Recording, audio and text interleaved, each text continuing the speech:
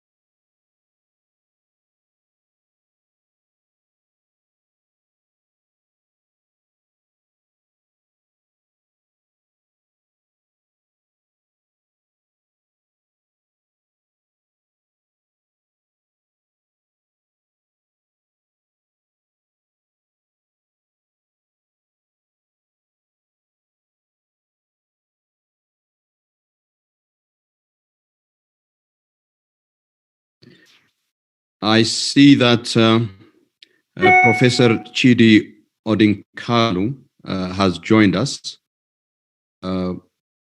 We are waiting for Mr. Ibrahima Kane to join us.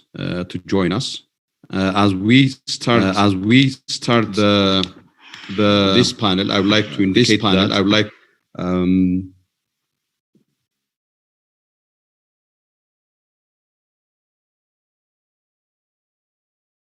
states, NHRIs and civil society organizations are allowed to take the floor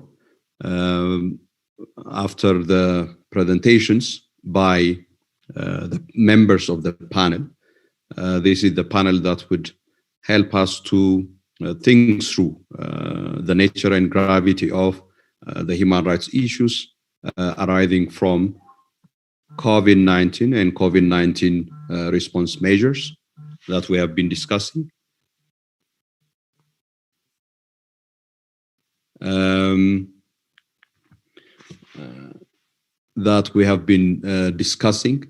It is also a panel that will help us to think through how best and differently we should approach the nature and gravity of the human rights challenge that we face in this extraordinary context of the COVID-19 pandemic and the various socio-economic and political challenge and issues that it has given rise to, or it has excavated and brought to the center of policy debate and discussion.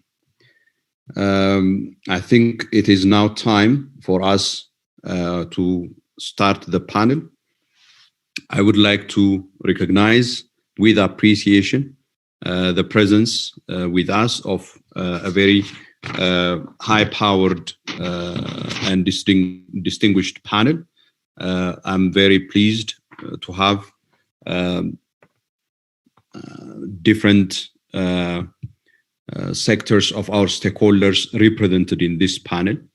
I'm not really sure if Dr. Bernard Mogesa has joined us. We very much look forward to the intervention from Dr. Bernard Mogesa, who is CEO of the Kenya National Commission on Human Rights,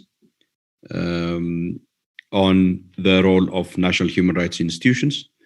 But the first would be Her Excellency the Secretary of State for Human Rights and Citizenship, Dr. Ana Celeste Cardoso Janorio, representing the Ministry of Justice and Human Rights of the Republic of Angola. Thank you very much, Your Excellency, for joining us. We also have with us Mr. Arnold Tunga, who is the Director of the Africa Regional Program of the International Commission of Jurists. Mr. Arnold, thank you for joining us, for accepting our kind invitation. We also have Professor Chidi Odinkalu, Senior Managing Legal Officer of Open Society Justice Initiative. Professor Odinkalu, thank you for joining us as well. I will just make some remarks to get us started and why this panel and the focus of our session is important. The COVID-19 pandemic as a biomedical public health issue poses grave threat to the health and life of people. It is most infectious. It causes serious illness.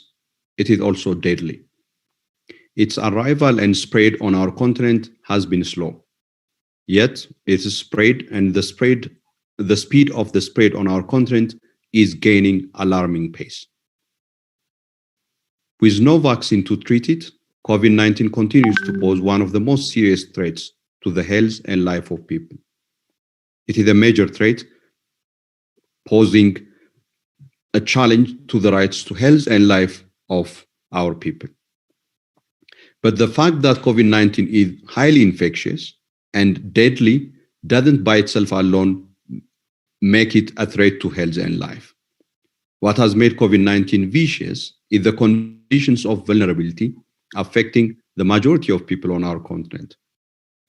The conditions of poor health systems, absence of social protection, structural inequalities, among other factors of vulnerabilities.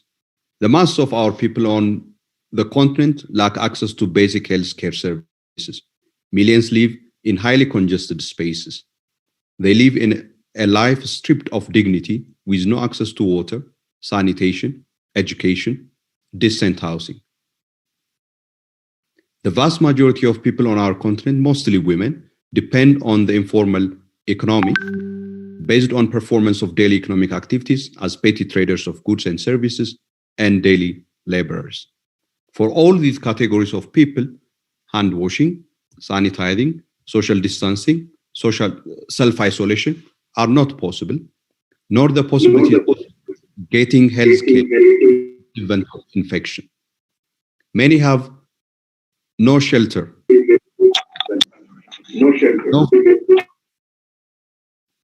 no food stockpiles to remain confined in their homes, no regular income to avoid hunger and starvation. COVID-19 laid bare the failures of our economic and social policy making, the dangerous fragilities of the structure of our economies, the inability of the prevailing model of economic development to deliver for the well-being of the mass of the people, and the weaknesses of our systems of governance, including the abusive institutional culture of security institutions that flex their muscles on ordinary people in the name of upholding law and order. With the states adopting COVID-19 response measures, we have come to witness the emergence of a wide range of human rights issues affecting a large number of people, most particularly the most vulnerable among us. People are forced to face insecurity, not only from the lack of access to the conditions that make it possible for them to protect themselves from the virus, but also from the human rights violations and abuses resulting from the COVID-19 response measures and how these measures are enforced, as we have been listening from the various statements presented in the course of the past 2 days. In the context of these structural, socio-economic, and governance fragilities and weaknesses, various COVID-19 response measures have exacerbated existing conditions of vulnerabilities and inequalities and created new dimensions of social, economic, and political inequities. The result is that tens of millions of people are being pushed to extreme poverty. Many more are losing their jobs and sinking into poverty.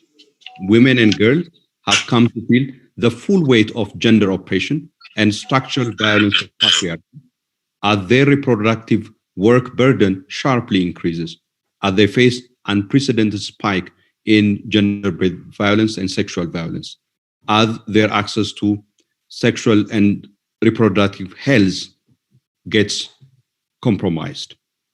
The youth, who account for the sizable portion of the population on the continent, now face a bleak prospect with very limited or no socioeconomic opportunities. Also affecting many people are racism. As countries resort to hoarding and protectionist measures of limiting the market of medical supplies relating to COVID-19, Africa has experienced restrictions of access to diagnostic testing kits and therapeutics. There is concern, and legitimate concern, that Africa once again may be put at the end of the queue when vaccines are discovered, if such vaccine is not discovered and produced at affordable price on the continent. Amidst all of the foregoing, the climate emergency continues to rage on across the world and on our country. Countries have been affected by severe weather events, including flooding and cyclones, and parts of the continent continue to experience expansion of desertification, destroying livelihoods, and increasing intercommunal tension over scarce resources. The locust invasion is destroying crops and sources of food in East Africa, exposing millions of people to food insecurity and starvation. All of the foregoing show that we are, to quote from the report of Philip Alston, at an existential crossroads. As we respond to COVID-19 and plan for a post-COVID-19 socioeconomic and political order on the continent, we can't afford to underestimate the gravity of the challenge we face. Indeed, what we face is a generational challenge. What we face is the defining human rights issues of this era. Both the structural vulnerabilities and the emerging challenge necessitate that we probe and indeed we put on trial the nature of our social and economic policy making, the nature of the economic development model that have come to a dead end, and the nature of our system of governance. To help us unpack these defining human rights of our era, we are joined by the panelists that I have mentioned earlier on. We would start to receive first the presentation from Her Excellency, the Secretary of State for Human Rights and Citizenship of the Republic of Angola. Your Excellency, Dr. Ana Celeste Cardoso Januario, you have the floor, please.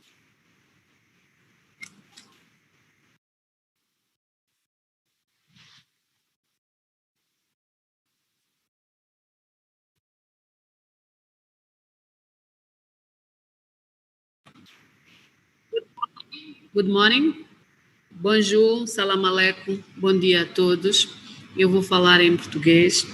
Excelência, Senhor Presidente da Comissão, Senhor Comissário Solomon Derson, e também moderador deste painel, honoráveis comissários da Comissão Africana dos Direitos Humanos e dos Povos, ilustres painelistas, ilustres representantes das organizações da sociedade civil, minhas senhoras e meus senhores.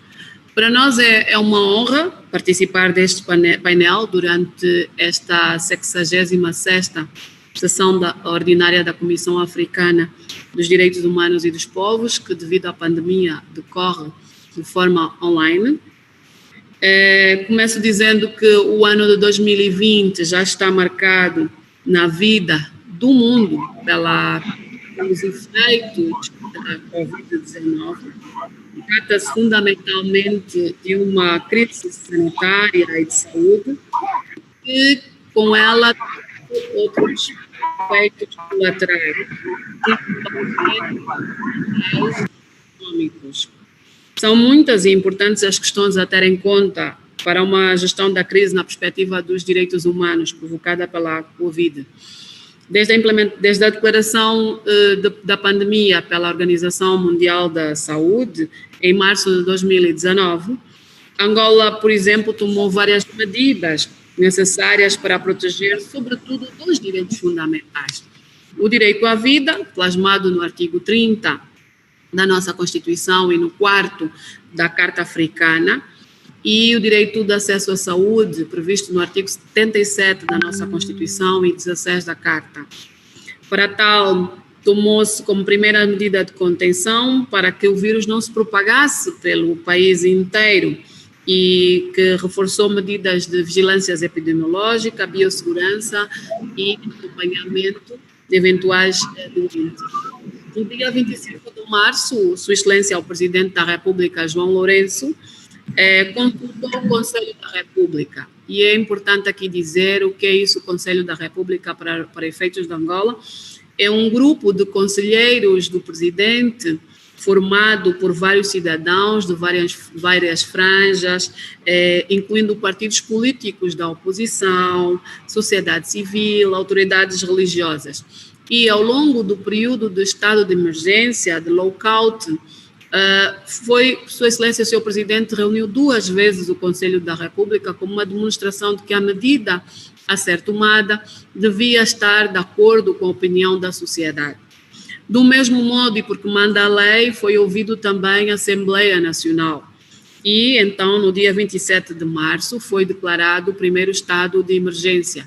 Eu gostaria de fazer mais uma parte aqui, dizendo que em Angola, nem mesmo no período de guerra, tinha sido declarado estado de emergência formal.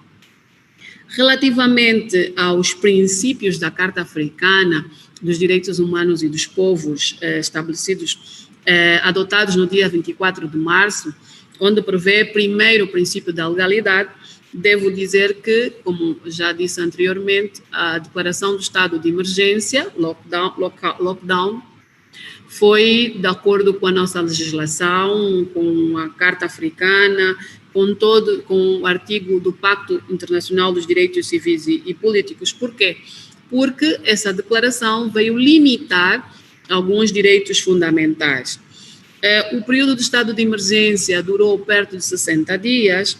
Esta medida foi tomada não só por Angola, mas por outros países, sendo que alguns optaram por um encerramento maior, outros por estados de situação mitigada, um lockdown mitigado ou situação de calamidade, de acordo com a legislação dos países. E em Angola isso foi feito no marco da legislação, do artigo 57 e 58 da Constituição, da Lei 1791 e também depois pela Lei 1420, que é a Lei de Base de Proteção Civil.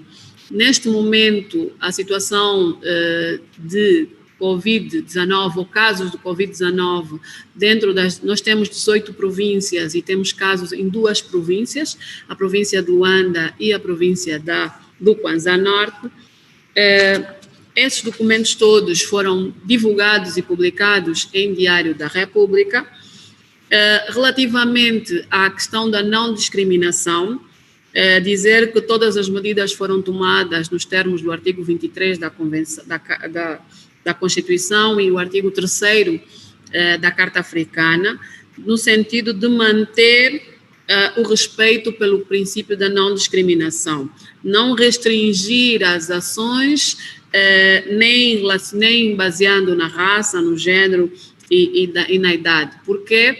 Porque entende-se que todos os indivíduos podem ser infectados ou afetados com a pandemia. Para que isso fosse garantido, o Ministério da Saúde, a nossa autoridade máxima sanitária, foi fazendo campanhas de apelo para que não houvesse discriminação dos cidadãos.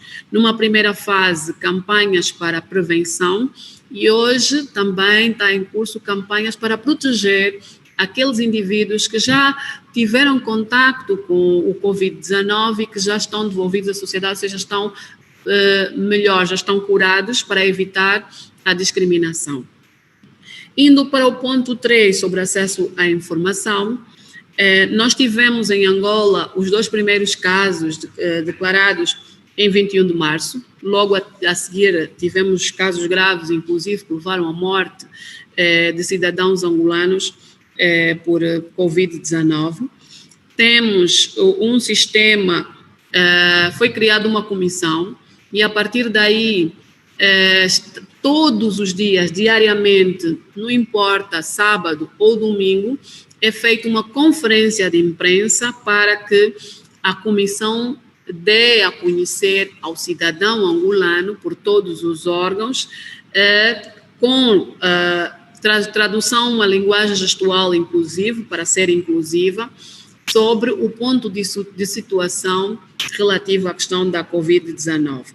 Também há um programa de prevenção e combate, uma campanha grande de divulgação sobre as medidas que devem ser tomadas, o uso das máscaras, a lavagem das mãos, e que foi também abraçada pelas diferentes empresas de comunicação que fizeram, junto com artistas, fazedores de opinião, jornalistas, deram a sua cara para ensinar a população e apelar para que houvesse medidas de prevenção sobre a Covid-19.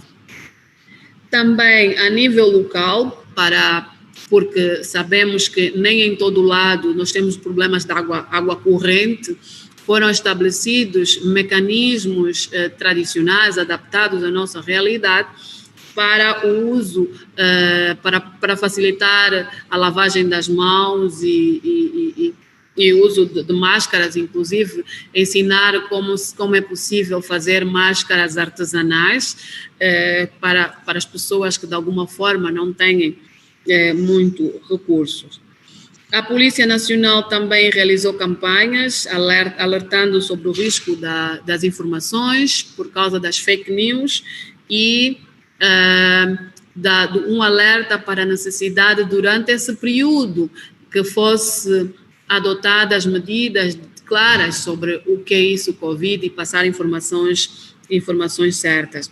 Os nossos principais órgãos de informação de massa, as televisões e as rádios, também alteraram a sua grelha de programação no sentido de informar o cidadão sobre a Covid-19. Essas campanhas envolveram homens de cultura, homens de arte, teatro, os próprios jornalistas também.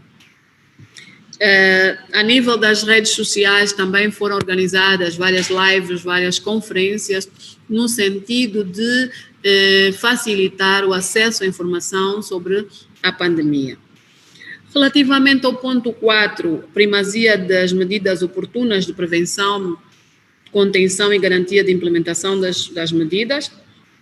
Como já disse, depois de declarado o estado de emergência, foi criado também uma comissão, foi aprovado um plano de contingência, que é muito importante, porque nenhum país estava à espera que essa situação de pandemia ocorresse, e estabelecemos então esse plano de contingência no sentido de evitar que a Covid se espalhasse por todos. A nível das cidades foi estabelecido pontos de acesso para a lavagem das mãos,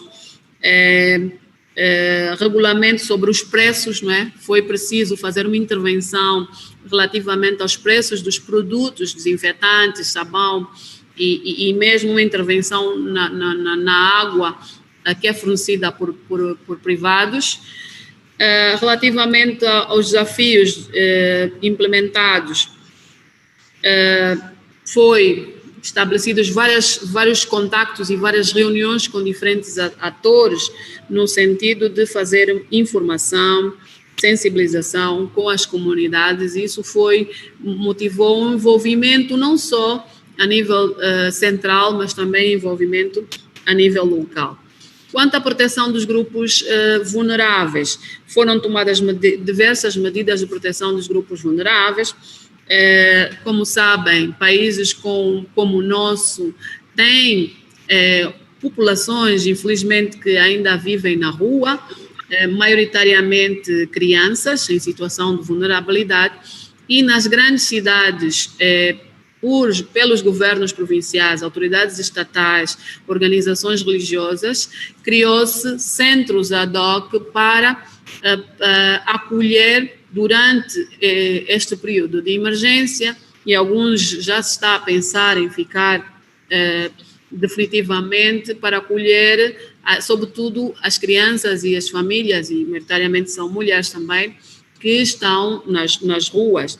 E então, segundo os dados do Instituto Nacional da Criança, foi possível acolher 1.600 crianças em todo o país, que foram transferidas das ruas para centros de apoio com alimentação e cuidados.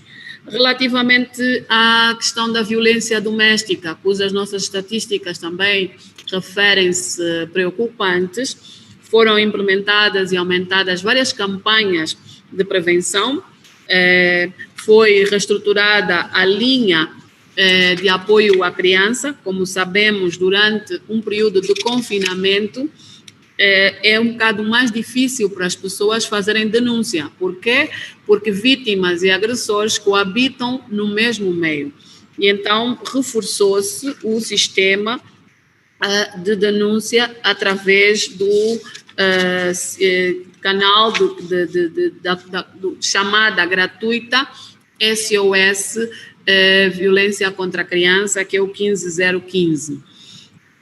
Relativamente à questão dos grupos de migrantes e refugiados, foi feito um decreto que permitia que as pessoas que tinham os documentos caducados permanecessem em território nacional sem nenhuma intervenção das autoridades, independentemente de estar em situação regular ou irregular, uma medida de facilitação e de evitar que os migrantes com documentos de alguma forma caducados pudessem ser autuados pelas autoridades migratórias, ou seja, autoridades migratórias deixaram de fazer a sua ação relativamente à verificação dos documentos de legalidade, quer seja para migrantes em situação regular, quer seja também para migrantes em situação irregulares.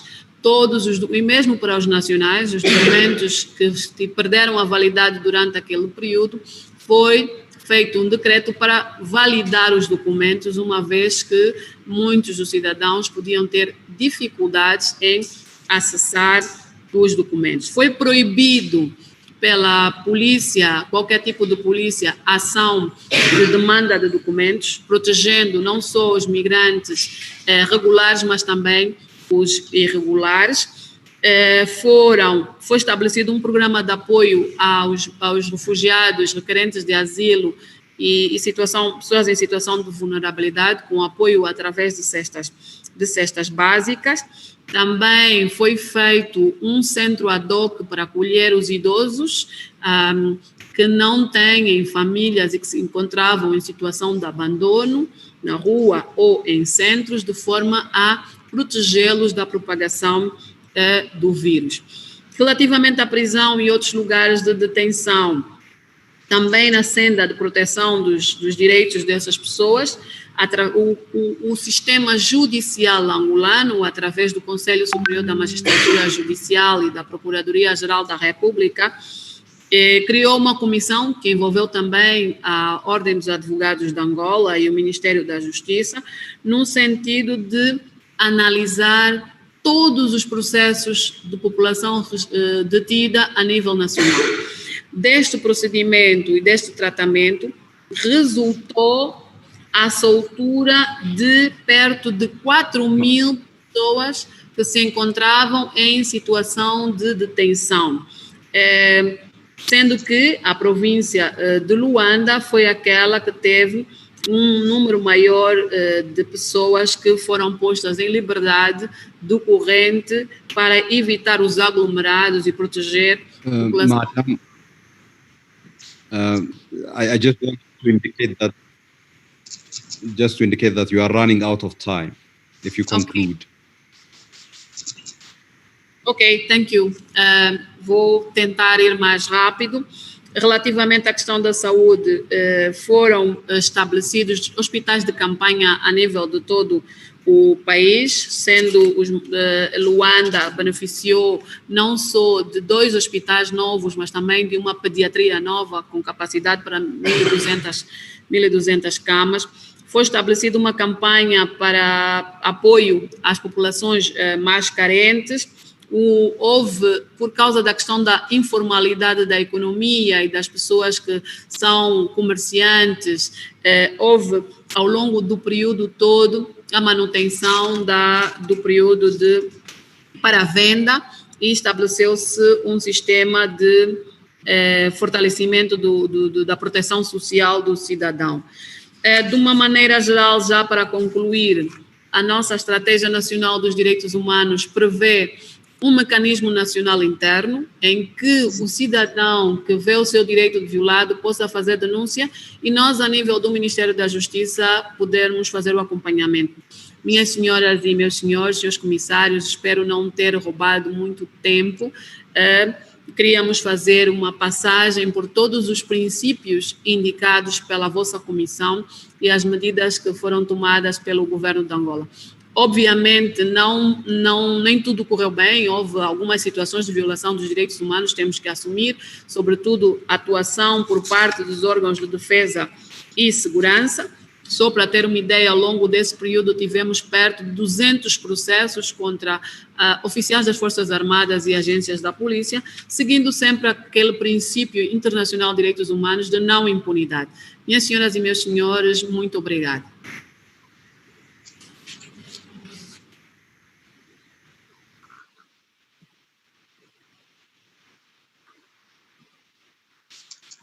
Thank you very much, Excellency, for your comprehensive expose of the state of COVID-19 pandemic in Angola and the various response measures that have been adopted in Angola, including a declaration of a state of emergency, which is the first of its kind, in that Angola didn't declare a state of emergency even during the time of its civil war that have been one of the long-running on the continent. And we take note of the various measures that we have taken, including the setting up of shelters to host the homeless, the building of new hospitals, including 2 big new hospitals in Luanda. I think some of these measures obviously give rise to the question of, wouldn't it have been better for our states to invest in the provision of decent housing, to invest in access to health services for all before the arrival of COVID-19? And doesn't the fact that you are able to put in place these measures during as a result of COVID-19 show that already states could have done and should have done these measures? These are some of the questions that we need to probe as we move forward. I would like now to call on, I'm not sure if Dr. Bernard Mogesa has joined us. I haven't received any indication that he joined us as planned. So I would rather proceed to kindly request Mr. Ibrahim Akane. Mr. Kane, thank you very much for joining us. Please take the floor and give us your insights on this thematic discussion. Merci, Monsieur le Président. Monsieur le Président, Mesdames et Messieurs de la Commission africaine, si vous le permettez, Monsieur le Président, je voudrais tout d'abord saluer tous les membres de la Commission africaine, surtout les nouveaux membres, pour leur assurer non seulement de notre disponibilité pour continuer le travail, mais aussi de notre soutien pour le travail remarquable que vous menez, parfois avec beaucoup de difficultés, pour faire respecter la vie et la dignité humaine sur notre continent. Vous m'avez demandé de faire un certain nombre de commentaires sur les mesures que les États africains francophones ont prises dans le cadre de la lutte contre la pandémie du Covid-19. J'aimerais, dans ce cadre-là, faire d'abord un certain nombre de remarques avant d'entrer dans le vif du sujet. La première remarque que je voudrais faire, c'est de vous indiquer que nous sommes, dans le cadre de la lutte contre le Covid-19, dans une situation sanitaire, c'est-à-dire de crise qui exige de la part des décideurs politiques une prise de décision justifiée par des données et des avis scientifiques qui sont obtenus par des structures chargées de prévenir, de surveiller et organiser la riposte médicale. Et que, puisque nous sommes dans des circonstances exceptionnelles, ces mesures, normalement, doivent, pour justifier notamment les restrictions aux libertés fondamentales, être motivées. Motivées dans le sens que ces mesures devraient avoir une finalité légitime et que ces mesures devraient être proportionnelles, c'est-à-dire nécessaires pour faire face à la maladie, adaptées aux circonstances de lieu et de temps pour lesquelles elles ont été édictées et aussi proportionnées aux risques encourus. Alors, de façon générale, on doit aussi dire que l'Afrique, d'un point de vue chronologique, a été la 3e région du monde affectée par la pandémie. Elle a d'abord commencé en Asie, elle est partie en Europe, elle a atteint le continent africain et pour se répandre ensuite sur le continent américain. Que lorsque la pandémie arrivait sur le continent africain, on avait beaucoup plus d'informations sur la pandémie que ne l'avaient les Européens qui ont aussitôt après l'infection de l'Asie été touchés. Cela est d'autant plus important que ça permettait aux dirigeants africains d'ajuster la riposte en se basant non seulement sur des données scientifiques qui ont été déjà récoltées, mais en tenant aussi en compte les réalités du terrain.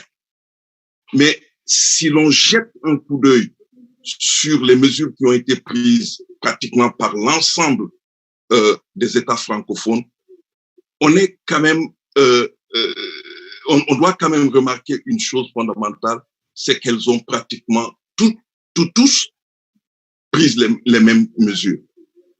Ce sont des mesures d'état d'urgence.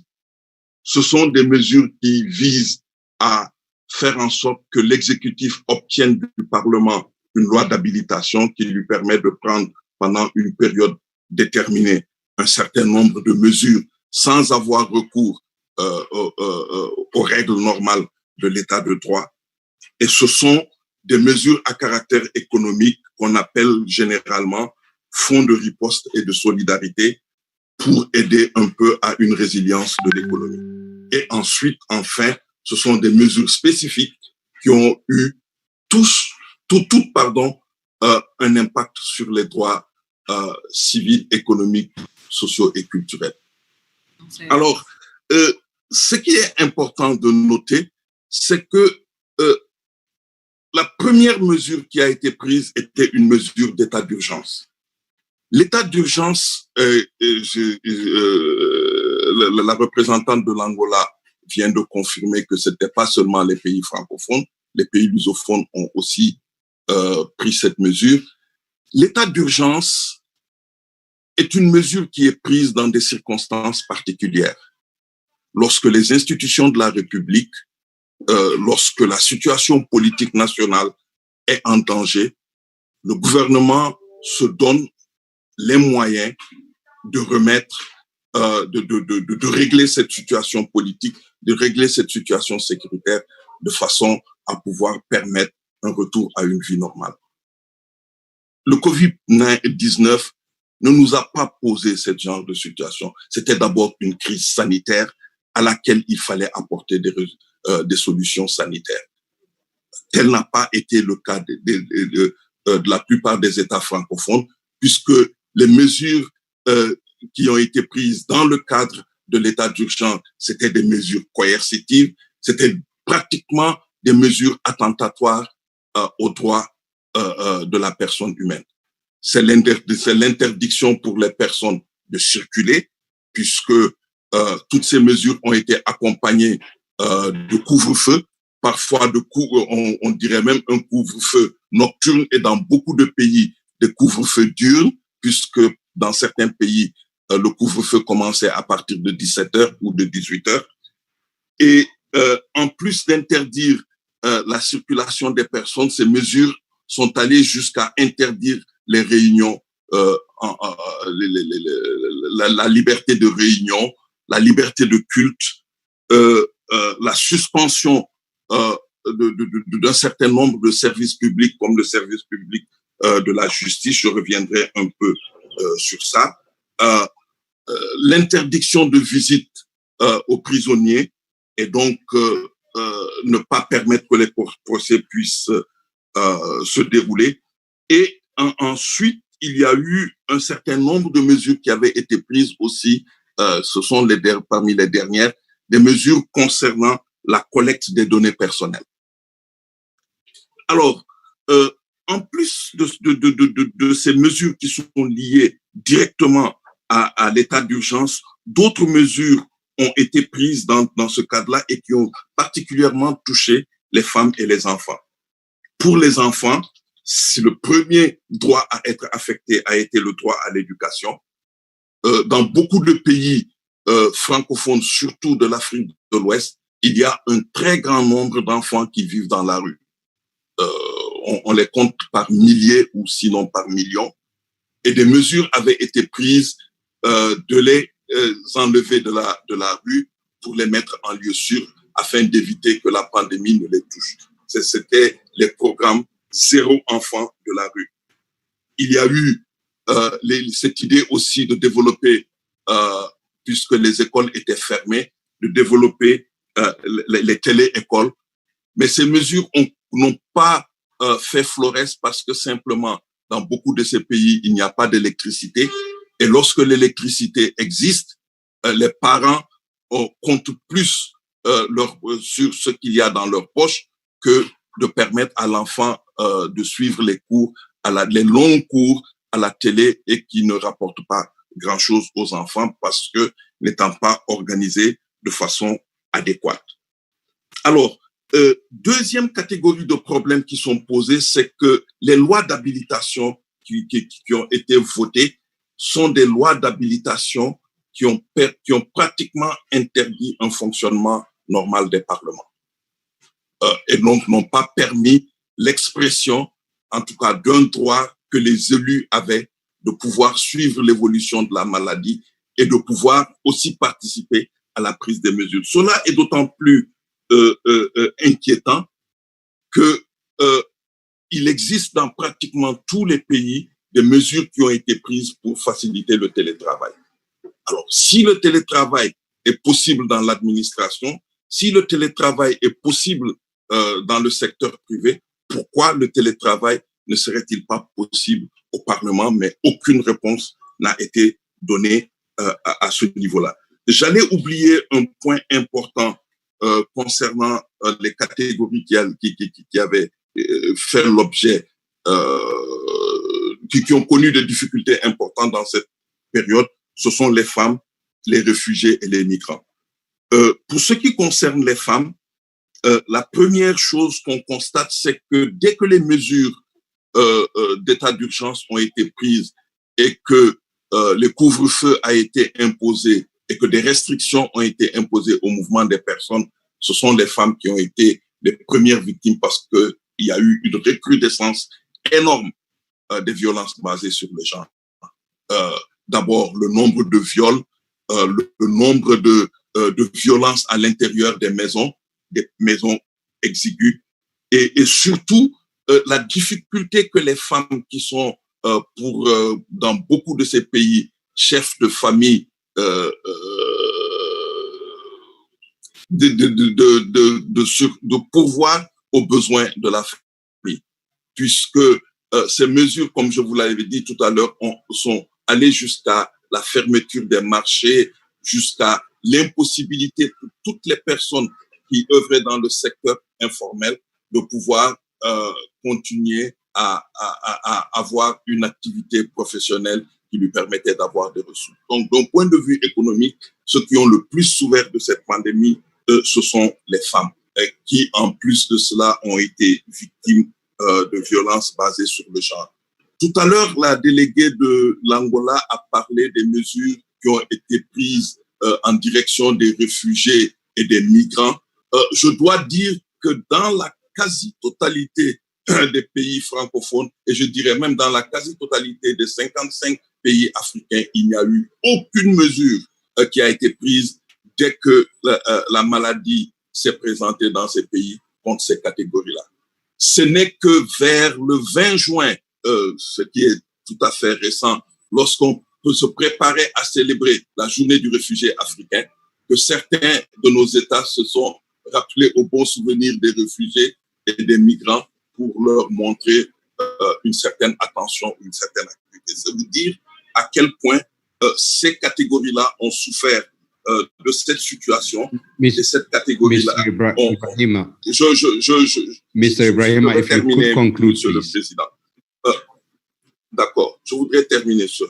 Alors, Monsieur le Président, une des caractéristiques, une des choses à laquelle la Commission africaine devrait s'atteler, c'est aider les États africains à mettre en place des législations concernant la gestion des pandémies. Parce qu'il n'en existe pratiquement pas.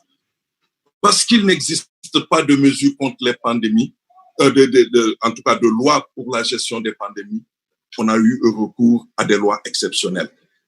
Et si on avait ces législations, elles auraient permis une bonne organisation dans les États de l'exercice du droit à la santé.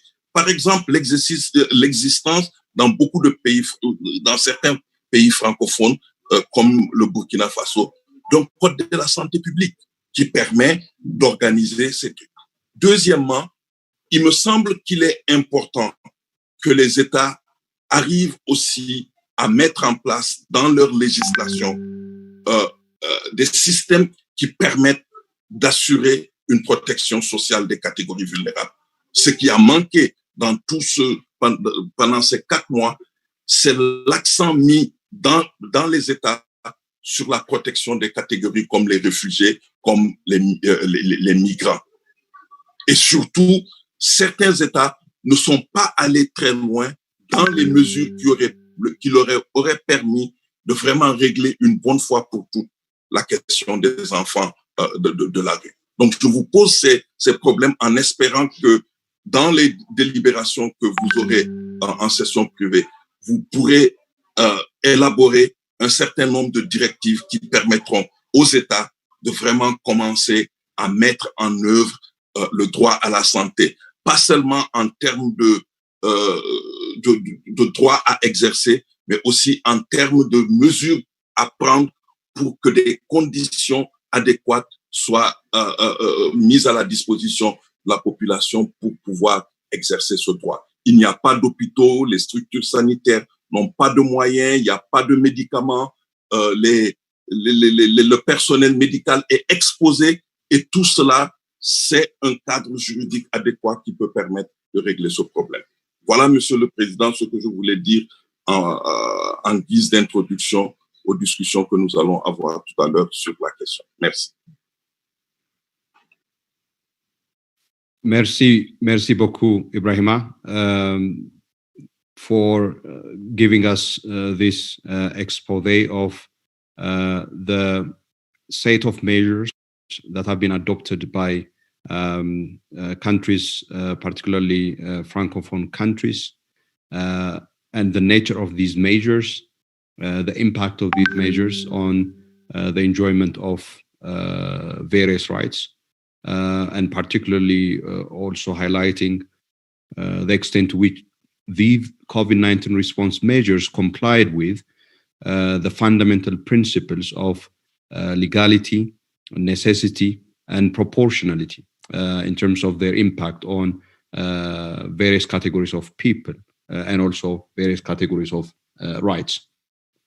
And also underscoring the need for taking serious lessons from the COVID-19 response measures and the various human rights issues that we have witnessed in many countries in terms of putting in place relevant legislation that makes it sure that we will not be responding in the way we responded to this health crisis. The health crisis requires a health and biomedical response. It doesn't require a security response. Security response is not the solution for a health problem, and that should guide the development of these legislations, and also in particular taking into account the vulnerabilities that we have outlined and the impact on categories of people, including children, women, migrants. Thank you very much, Ibrahima, once again. May I now call on Mr. Arnold Sunga. Mr. Arnold.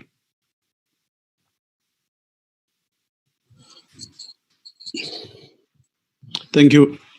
Thank you very much, Chairperson. So, Chairperson, honorable commissioners, and all those who are participating today, I wish to thank the Honorable Commission for giving me the opportunity to participate in this session, which I think is very important, and also to congratulate the Commission itself for thinking beyond COVID-19 to say that during COVID and post-COVID, what is it that we can do in order to restore the full respect and observance of human rights on our continent. It's something that I've also been thinking about for a while, and it also gave me an opportunity to try and put a few thoughts in writing, and hopefully after this presentation I'll be able to compile it properly and send it to the Commission. Otherwise, I think it seems settled listening to the presentations that the COVID-induced partial and full national lockdowns and other restrictive measures, such as curfews and military deployment in many African countries, which also happened down here in Southern Africa, squeezed the civic space and undermined the rule of law, severely limiting freedoms of movement and assembly and information and expression. And what has become clear is that the limitations of fundamental rights is also brought to the fore what I would call existing features in our society, but also I think the interconnectedness of all human rights, that is economic, social, and cultural, as well as civil and political, and how they are mutually reinforcing. The COVID measures themselves have had a disproportionate impact, as has been alluded to by my brother Ibrahim, on the poor, and in particular informal traders and women. In Southern Africa, my brother Depros Muchena, who works with Amnesty International, is advised in a conversation that the informal trade in Southern Africa accounts for between $17 and $20 billion annually, and that with the lockdown measures, this informal economy has literally been liquidated by these lockdown measures, resulting in not just a health pandemic, but a human rights violations pandemic, as well as an economic pandemic that is going to result in serious humanitarian catastrophe. So the approach I would suggest for the Commission, as well as for civil society that is has got status or observer status with the Commission, is that was proposed by Professor Thuli Madonsela in one of the webinars when I listened to her speaking. She said that one of the problems that we have had as a result of the policy formulations by many of our governments is that the responses have treated citizens as the problem and not as part of the solution. And so the issue is now, how do we ensure that post-COVID-19 dispensation, some of these temporary restrictive measures and attitudes might actually become the new normal, which then undermines the building of just democratic, economically viable and successful African societies. So I think that is what the African Commission, as well as civil society that has got observer status, need to work on in a very systematic manner. So I asked myself, what would be it that needs to happen? So we would need to protect the pre-COVID democratic gains that the Africa has achieved, in terms of the African Union, its Constitutive Act, the instruments on human rights that have been adopted that are very progressive, if only they can be implemented. Because one of the problems has been the failure to systematically implement our human rights standards, creating a gap between the standards and the practices. And we need to be able to then say, how do we protect the civic space by fully implementing and in some instances ratifying the letter and spirit of some of the important human rights instruments, not just the African Charter, but the African Charter on Democracy, Elections, Good Governance, as well as the Maputo Protocol.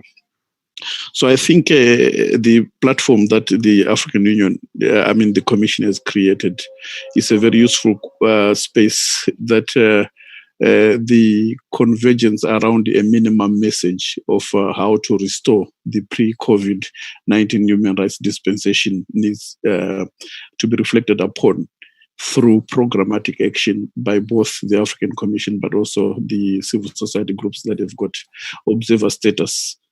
And what sort of message should we be zeroing around as a minimum rallying and anchoring message for the AU member states, for the regional economic communities, for civics, and the need for evidence to rally around that message? So I think the core message is that COVID-19 is the problem, not the people of Africa. And we should not erode democratic progress that has been made on the continent by making permanent these temporary restrictive measures that have been imposed in order to curb COVID-19. So I think civil society working together with the African Commission needs an advocacy approach to return to the pre-COVID governance and human rights dispensation through proper evidence, which is based on research and documentation, that the measures taken by the majority of our member states should be well documented.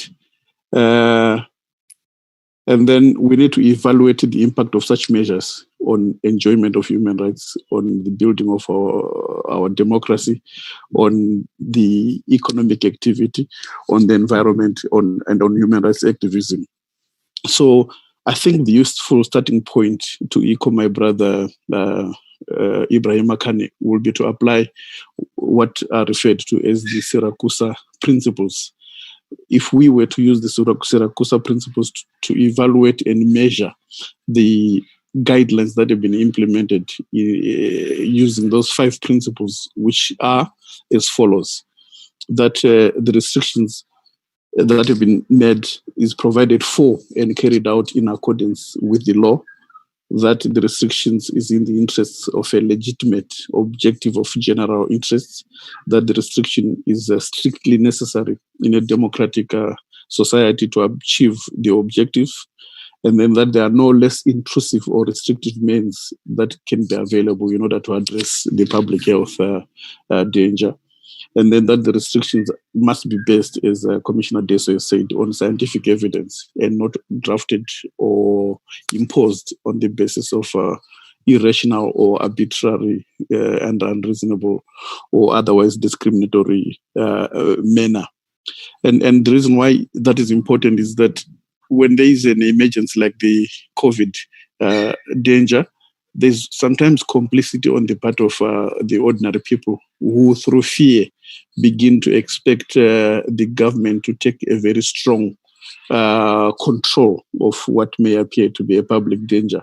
And in the process, they voluntarily surrender some of their fundamental rights, only to realize later, when that danger passes, that those who wield power may not want to surrender the enjoyment of the control that they now have. So I think we're going to go, Commissioner Deso, on the violations that have been articulated well, the arbitrary arrests and detentions. There's a lot around the prison conditions. You know, in South Africa here, there's an overpopulation in awaiting trial prisoners of just about 130% in most of the prisons. And these overflowing prisons is as a result of the implementation of COVID measures from April. I think the Minister of the Minister of Police in South Africa in May said that they had arrested over 260,000 people as part of implementation of the COVID measures from April. And so the prisons are full. In Zimbabwe, they were saying that they arrested more than 62,000 people between April and now. So I think there's a way in which these measures are criminalizing people who try to go out to make a living. So I think those are my proposals, that we then create a deliberate programming as part of civil society, apply the Siracusa Principles to measure the impact of the laws that were imposed in order to try and address the public health disaster, so that the outcomes are not necessarily, let me put it this way. Some of the measures have been put in place to achieve not public health outcomes, but sometimes political outcomes by some governments that may want to take advantage of the COVID measures in order to prevent enjoyment of fundamental rights. So that is what I would say, Commissioner Deso, and wait to make further submissions during the question and answer. Thank you. Thank you very much, Arnold, for that presentation and underscoring the interdependence between civil and political rights on the one hand, economic, social, and cultural rights on the other hand, which has become more clearer during the course of the pandemic, and also urging us to think about the minimal expectations that we need to have in terms of ensuring that the pre-COVID-19 level of enjoyment of rights as well as democratic gains are not lost. Of course, one can add to that whether or not we have the possibility of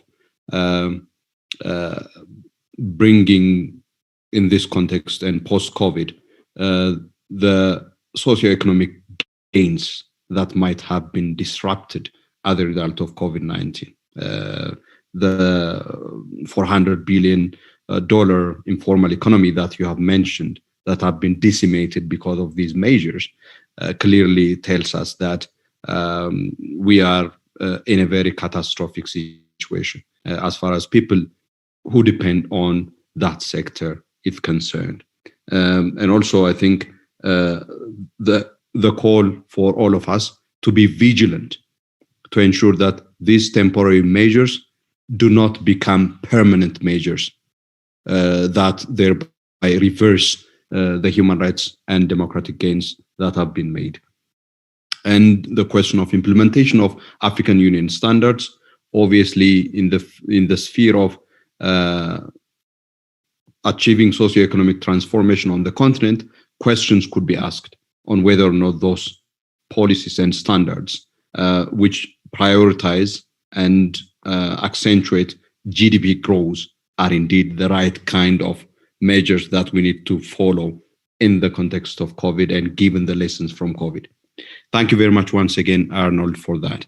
May I now invite Professor Chidi Odinkalu. Chidi is also former chairperson of the National Human Rights Commission of Nigeria. Chidi, thank you for joining us, and you have the floor. Thank you, Comrade Chairman, Chairperson, and Honorable Commissioners. Can I also join in extending my congratulations to the Commission, and particularly to the commissioners who have been recently sworn in on what will be their very first session with the Commission, and wishing everyone, particularly the new commissioners, a very fruitful session, but more importantly, a very fruitful service to our continent. Let me also join in adopting particularly the remarks of my comrades, Ibrahim Khan and Arnold Sunga. I will only supplement aspects of what they've said, looking to the future and to the challenges that the Commission may confront in addressing the consequences and aftermath of this pandemic. And I want to outline 5 issues very broadly, which are evident from what has been laid on the table. One is the inclusion agenda. That's inclusion across the board. That affects discrimination and diversity, and how policy is, and also disparate impact, how policy making across our continent affects people and afflicts people and citizens who are not included in the state sector, or who are at the bottom of the beneficiation value chain. This would include, of course, women in particular, given that, and you see what is happening with domestic violence.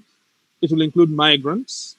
It will include the poor people. We are being invited. This is a pandemic in which people are being invited to wash their hands, and yet in many of our countries, water hunger is somewhere about 60% or more. In some countries, it's as high as 90%. So the poor people can't even have access to basic water to wash hands. And yet we have presidents who are washing their hands on TV and trying to tell us to do the same. I'm not even getting to hospitals. If we can get basic sanitation to begin with, and primary healthcare facilities, not hospitals, just preventative healthcare facilities, that will be a beginning. How do we address, therefore, a more robust inclusion agenda? Because one thing that is evident from this pandemic is inclusion is a major problem. And as long as you're excluded from the state sector, you're more likely, and from participation and from citizenship and its benefits, you're more likely to be a victim of this. The second thing is governance of the security sector. Again, the securitization of this pandemic has been an issue, making citizens the problem rather than the solution, as Arnold has very eloquently stated. You ask yourself the question, why is that so? The reality is that in most of our countries, the only response to problem is the gun, the bullet, or prison. Our governments are used, sadly, if I may say so, to problems they can either shoot or imprison. But you cannot shoot a virus or detain it. And therefore, we're having problems. Because we cannot shoot the virus or detain it, we are shooting the people whom the virus is more likely to kill. I come from a country, the Federal Republic of Nigeria, where at a point, the security agencies had killed more people than, as a matter of fact, the virus had. In my village, I say my village, last week, the police killed a young man who was doing informal business, riding a bike, transporting people on a bike, because they asked him for the equivalent of less than 5 cents. The equivalent of less than 5 cents as bribe while he was doing this legitimate business. And why did they ask him for the bribe? They said he was not wearing a mask. And because he did not give them that money, they shot this young man dead. He was 28 years old. We have seen this in many of our countries, from South Africa to places like Cameroon and Nigeria and Kenya. People being killed for this reason and nobody being brought to account. And the COVID pandemic has shown the extent to which this is a problem. And the question is, what can we do about it? It is going to continue to be an issue. The indefinite emergencies mean that these abuses could continue, and we've got to try and figure out something that we can collectively, under the leadership of the Commission, do to address it. Thirdly, the right to participation. Sadly, we have lost too many people to elections called on the back of COVID-19, including, tragically, an African head of state, the president of Burundi, who called an election because he thought the results were going to be favorable to him under cover of COVID. In Mali, Mali is in trouble because of elections held under cover of COVID. In Guinea, the president lost his chief of staff to COVID elections. Some countries have been more sensible about it. Ethiopia is grappling with a very difficult problem, but it is trying to address the problem in a more thoughtful fashion. The problem of COVID elections is huge in Africa.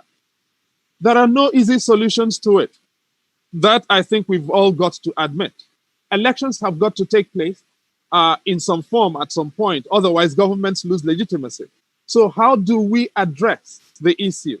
The African Court at the moment has got a case before it pending on this particular issue, and my hope is that this Honorable Commission will find a way to offer the African Court some guidance as it works its way to a solution. 2 more issues and I'll be done. The fourth is the judiciary. A lot of court systems are closed at the moment, and access to remedies is a fundamental issue in the system of the African human rights system, or in the priorities of the African human rights system. Many courts don't have the wherewithal to do remote hearings, and most ordinary people don't have the mechanisms to participate in remote hearings. How are we going to assure access to remedies while the consequences of COVID-19 measures continue, probably until at least 2022, which is the estimate? And finally, there are lots of things I could dwell on, but finally, I want to just highlight technology and human rights. We are having this as a virtual session. A lot of countries are proposing technology solutions to everything from contact tracing to medical attention to telemedicine. But there is no legal framework in most countries for the interface between technology and what we're doing, and there is no infrastructure. And my hope is that the Commission is going to address this. We can get to this in the conversations, but I think I've taken too much time already, and I want to stop here. I thank you once again, Mr. Chairman.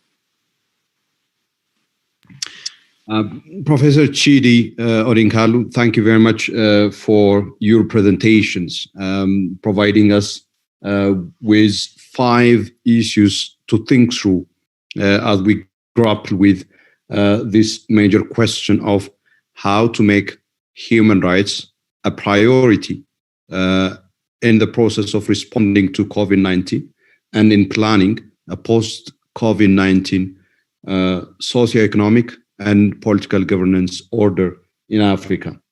Inclusion agenda, governance of the security sector, right to participation, the role of the judiciary in giving access to remedy, and the impact of COVID-19 in limiting that, and the result, the enthusiastic embrace of technology by our countries, whether or not we can solve the structural issues facing us through technology, and what kind of technology is a question that we need to also grapple with. Thank you very much to all the presenters.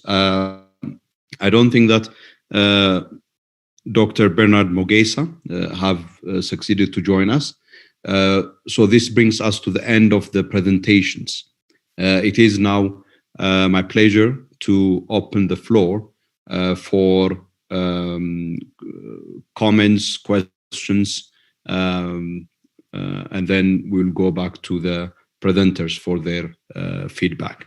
As I indicated earlier on, members of the Commission, states parties, representatives of states parties, representatives of NHRIs and civil society organizations may wish to take the floor and provide further insights through questions and comments on the presentations made so far.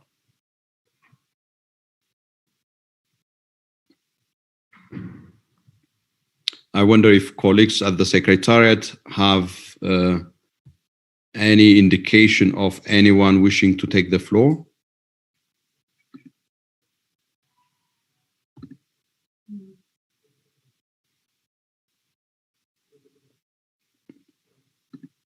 Honorable members of the Commission who may wish to take the floor.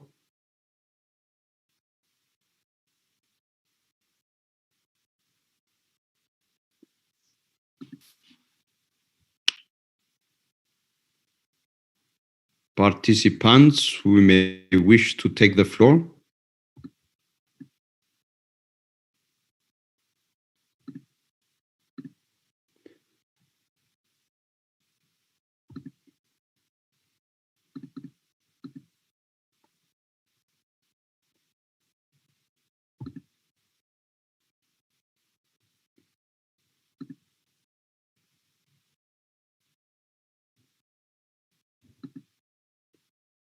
I don't see indications. Colleagues at the Secretariat.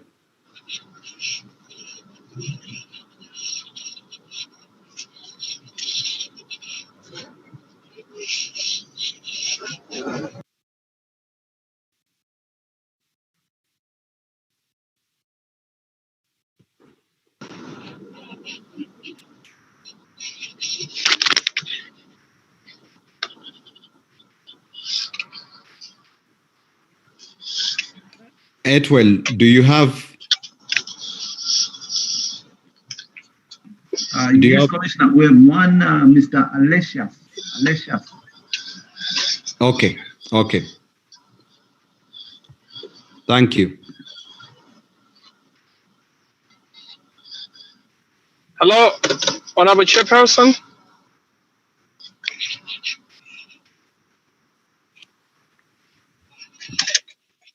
This is Alexius Kabangira, a fellow for Reprieve from Malawi. I wanted to comment from the last presenter. The professor gave 5 thematic areas on which, can you hear me, Mr. Chairman? Yes, we can hear you. Thank you. The professor talked of 5 thematic areas within which Africa should address, and he also mentioned one of which, the 5th one, was technology, improvement on technology. And I just wanted to concur as well as cement on the importance of technology. But maybe before we advance as Africa on technology, there's one thing that I would encourage or put to the Commission in terms of Africa and technology. The issue of the cost of internet. I think this is something that in many African countries and interactions, people have commented on this, but it's an issue that is taken lightly. You have companies or institutions that take hold of the market, but they make that people cannot afford. So this is a challenge in that the adoption or the acceptance of technology, if we don't create a platform, first of all, to accessibility, as well as I think literacy levels, improving literacy levels, specifically on technology. Thank you for the opportunity, Mr. Chairperson, sir. Thank you.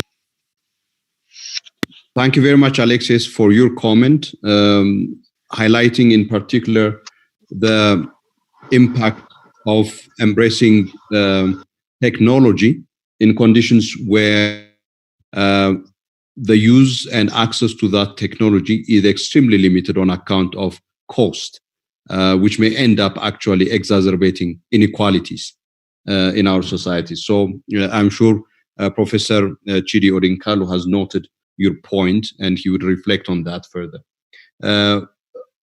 Ms. Hannah Foster, Chairperson of the NGO Steering Committee. You have the floor, please. Thank you very much, Mr. Chairperson. I just like to congratulate the Commission on this panel that is looking at post-COVID and some of the issues that we would need to visit. I'd like to raise 2 points. The first one is the need to strengthen and resource social and legal protection measures, especially for the vulnerable groups. We've heard from the various speakers the fact that gender-based violence and child abuse at household level and even in the streets have become a trademark of this particular period. So we need to, states would need to look at sustainability plans of how to ensure that the households and communities become more sustainable. I could remember somebody say, before some of our communities, before COVID kills them, poverty will kill them, hunger will kill them. So how do we deal with those issues? I think these questions that state will need to look at as we move into post-COVID. The second point that I wanted to also raise is that of we've noticed a lack of general lack of coordination. States are doing their own thing. Non-state actors are doing their thing. I believe moving forward, there is need for states and non-state actors ensure that there is a coordination. There is, Professor Chidi mentioned participation, but then as we all can confirm, many non-governmental organizations are staying at home, working from home. How do they come out? How do we get them out to show a human rights approach is implemented and monitored? Thank you very much, Mr. Chairperson. Thank you so much, Ms. Hannah Foster, for your very excellent interventions on the need for strengthening social and legal protection, as well as the question of how do we achieve a whole of society approach to health crisis rather than different sectors of society going on responding in an ad hoc and uncoordinated way with very severe consequences and waste of very limited resources as well. I don't see any other request for the floor. Let me check with my colleagues. Members. We have Irene Petras. Irene Petras. Okay, please, Ms. Irene Petras, you have the floor.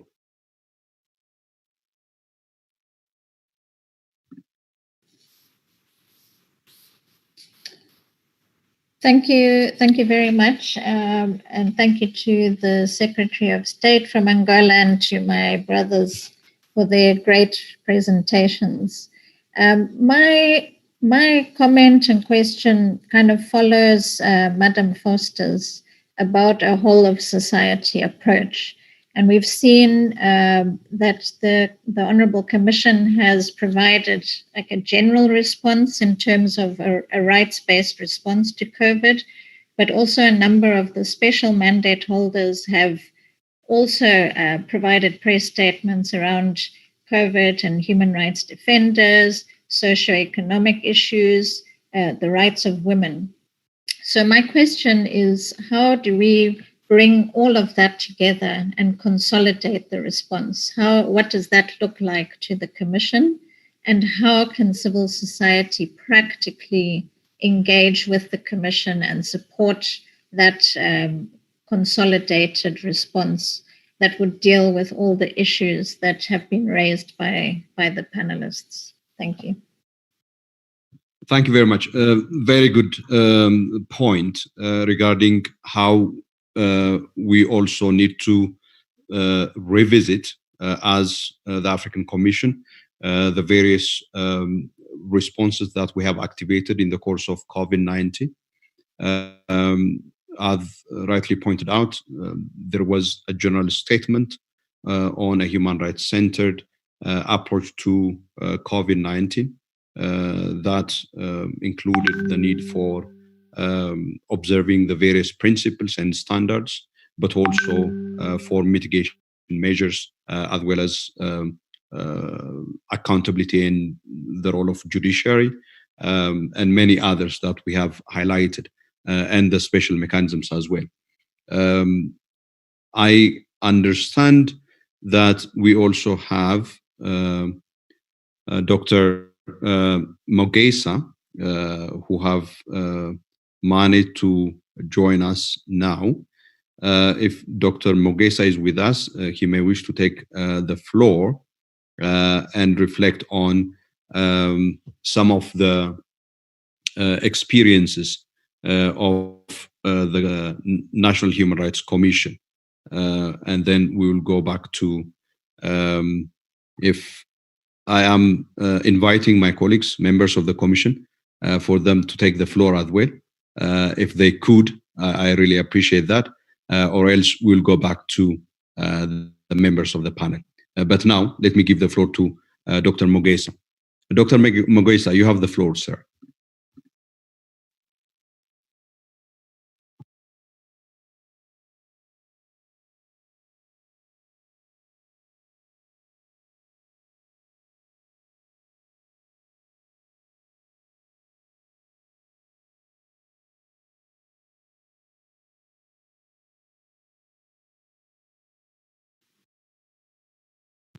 Looks okay. Is he now connected? Okay. Dr. Mogesa.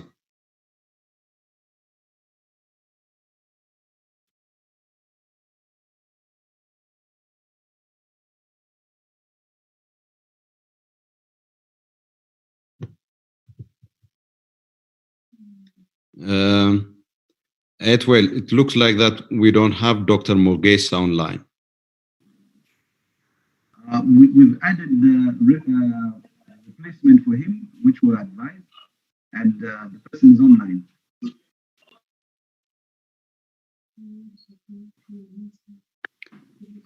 That is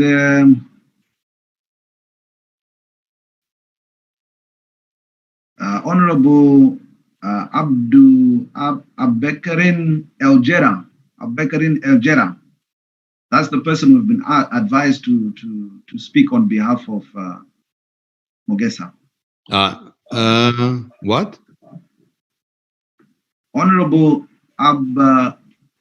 Abekarin Eljera. Merci. Merci, honorable membre du comité de la Commission africaine des droits de l'homme. Merci de m'avoir. Excuse me, sir. I'm not really sure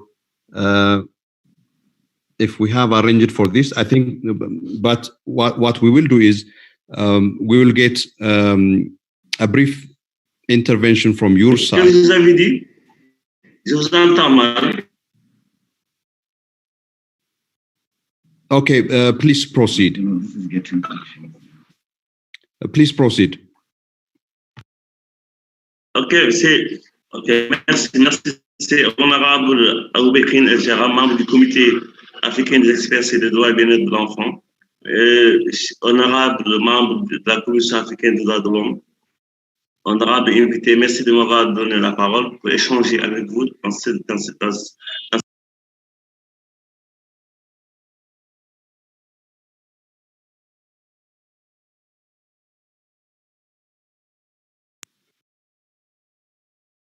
Ce qui nous inquiète aujourd'hui, si le plan africain, c'est la promotion et la protection des droits de l'enfant.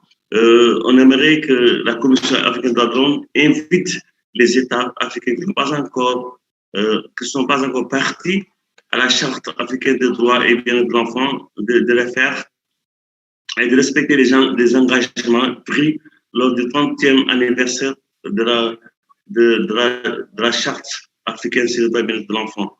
Aujourd'hui, l'accès de l'Internet nous pose problème, surtout avec l'événement de la COVID-19. Il a eu un impact assez important sur les TIC qui sont très mal approvisionnés en Afrique.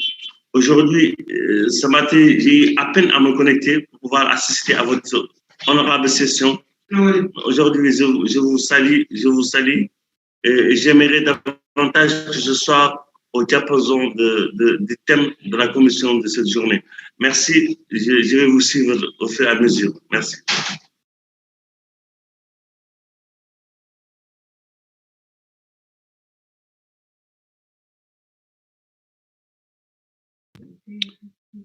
Right.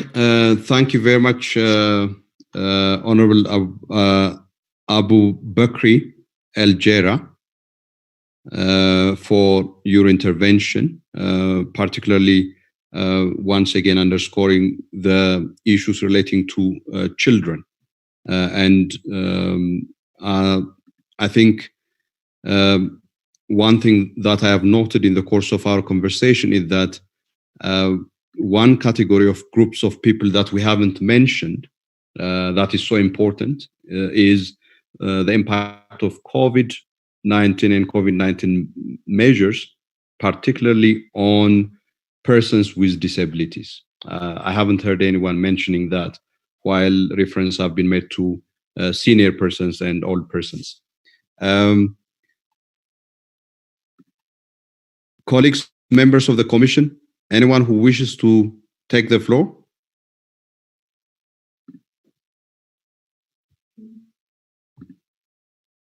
Okay, we don't have. Oh, Commissioner King. Yes, please, Commissioner King. Commissioner King, yes. Thank you, Chair, and thank you to the presenters for the points they presented in relation to the topic. You know, one thing that has come out clearly is the immediacy or urgency for governments to take economic, social, and cultural rights very seriously. And Professor Chidi was talking about the provision of water, that in normal times we see the challenges communities have with the provision of water. But during this COVID times, some states have taken the additional, well, a special step to make provision of water to communities that previously had none. But couldn't this be an opportunity for states to now look at their budget allocation to these social services and make it more sustainable? Because we do not know when the COVID-19 will end, but there is the likelihood that we should prepare for the future, and preparing for the future is these deficiencies of our systems that have been laid bare by COVID-19. I think it is important for civil society organizations, the Commission, and all of us to emphasize the need for government to pay attention to them, so that going forward, some of these gaps will be filled in terms of the enjoyment of economic and social rights. Thank you. Thank you very much, Commissioner King. That's much appreciated, and underscoring the need for addressing the deficiencies of our systems, as Commissioner King put it, which have exposed millions of people to the scourge of COVID, but importantly, to the plethora of human rights violations that we have observed. I have now the request from Commissioner Maya to take the floor. Commissioner Maya.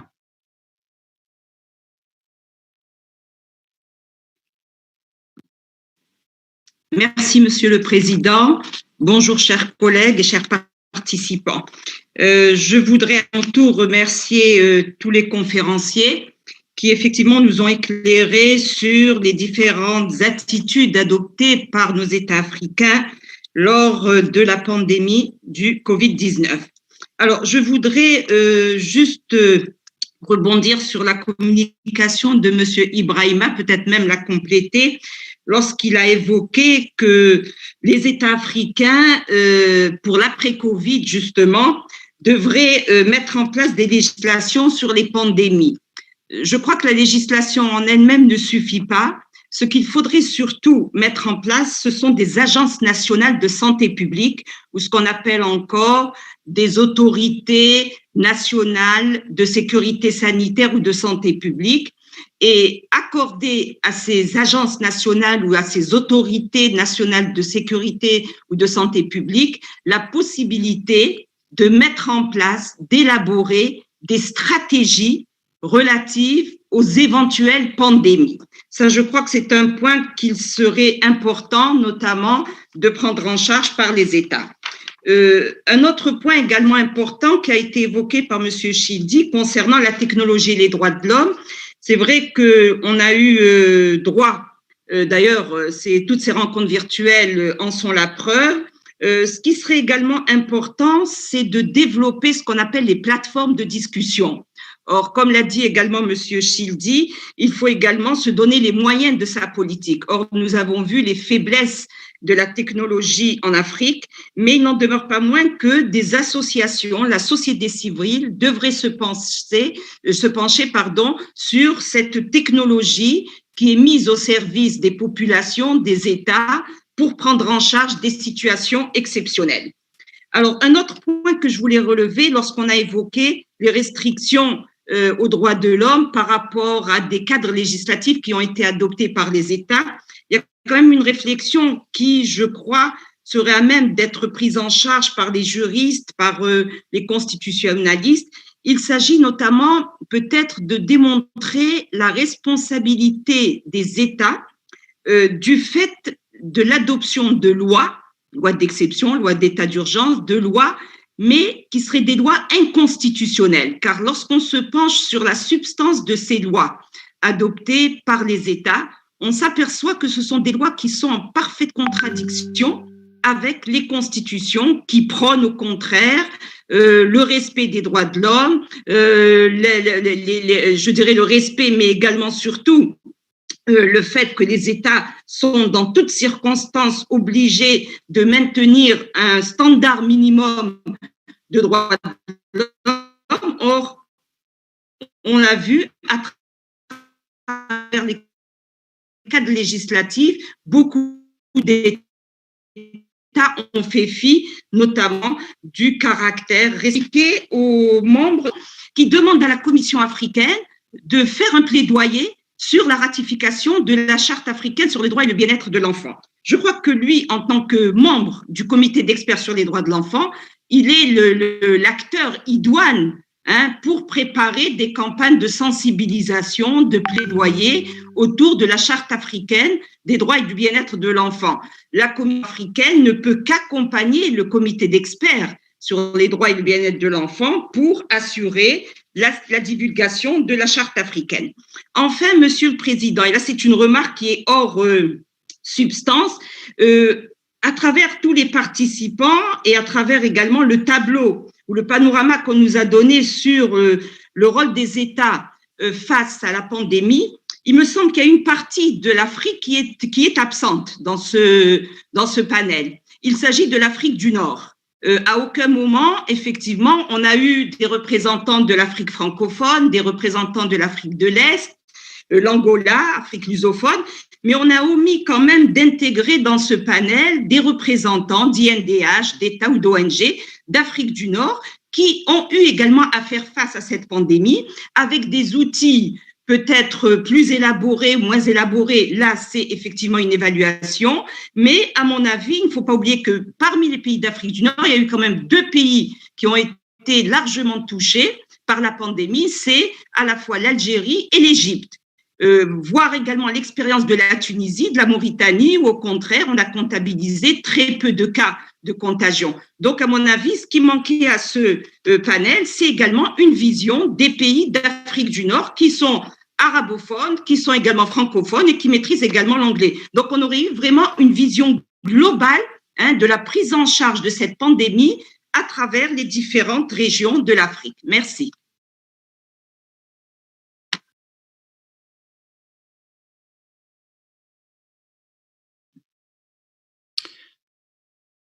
Thank you very much, Commissioner Maya, for complementing our panel by bringing in a North African perspective, particularly drawing our attention to the specific experiences of two countries most affected by COVID-19, namely Algeria and Egypt.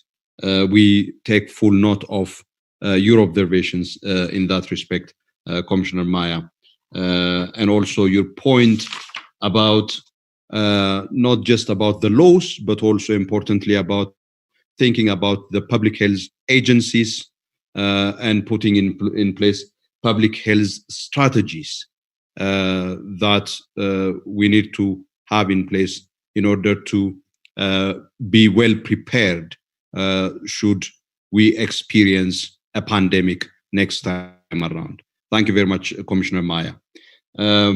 Without further ado, I would wish now to request the members of the panel to give their reflections on. Okay, I see a hand from Commissioner Marie-Louise Abomo. Commissioner, you have the floor. J'ai demandé la parole aussi depuis tout à l'heure. Okay. Avec les deux mains. Okay. If you want, I can use Commissioner Hatem, I recognize you as well. Let me give the floor first for the ladies. Merci de me passer la parole, Monsieur le Président. Je présente mes respects à tous les membres du panel. Je salue également les collègues commissaires. Je voudrais rebondir sur l'intervention du commissaire Maya pour proposer une continuation de la réflexion sur les agences de stratégie. Je voudrais savoir s'il n'est pas possible que ce soit les rapporteurs pays, soit les États, soit les organisations, qui regardent les actes posés par les États en termes de riposte. Est-ce qu'il est possible qu'on puisse avoir un recueil de bonnes pratiques qui ont été mises en place au cours de cette pandémie, effectivement, pour que les pays qui n'ont pas adopté certaines pratiques qui se sont avérées utiles dans d'autres pays avec des résultats positifs, puissent les adopter dans leur pays au cas où. C'est-à-dire, est-ce qu'on pourra avoir un manuel comme celui-ci? À la suite de ce qu'a dit, tout ce qu'a dit le commissaire Maya. Je vous remercie, Monsieur le Président.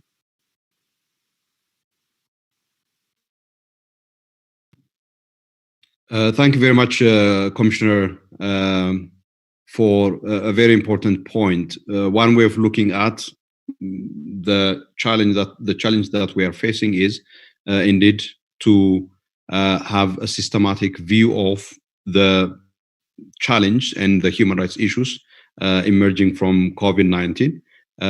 But this can also be approached from a perspective of identifying best practices and articulating ways and means of replicating those best practices. So the need for compiling or having a compendium of best practices from states parties to the African Charter in terms of the response to COVID-19 and the lesson to be learned from those best practices. Thank you for that. Commissioner Hatem. Merci, Monsieur le Président. Je ne serai pas lent vu l'heure un peu tardive, mais ce que je voulais ajouter à ce débat concernant la COVID-19, c'est que cette pandémie a surpris toute l'humanité. Et donc, n'ayant pas de vaccins, n'ayant pas de médicaments, toutes les nations du monde, même les plus développées, ont eu recours à une ancienne méthode, une ancienne prophylaxie, c'est le confinement. Et c'est le confinement donc, qui a entraîné beaucoup de problèmes dans beaucoup de pays, et ça a été bien développé par tous les orateurs. Alors, ça a été une atteinte à la liberté de circulation, à la liberté de l'enseignement, à la liberté de rassemblement, etc. Mais on se met à la place des États. Avait-il le choix? Non. Et donc, moi, je pense que la pandémie a mis le doigt, elle a amplifié les défauts de tous les pays, qu'ils soient développés ou sous-développés. Et donc, je rejoins tous ceux qui ont dit que les droits économiques et sociaux sont très importants dans cette période de pandémie, surtout le droit à l'eau et le droit donc, à la propreté pour se prémunir. Et je pense que on ne peut pas trop condamner les États parce que un des droits les plus importants, c'est le droit à la vie.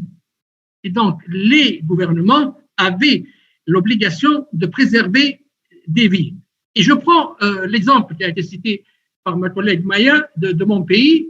La Tunisie n'a pas eu beaucoup de décès, 50 jusqu'à ce jour, en fermant les frontières parmi les premiers pays.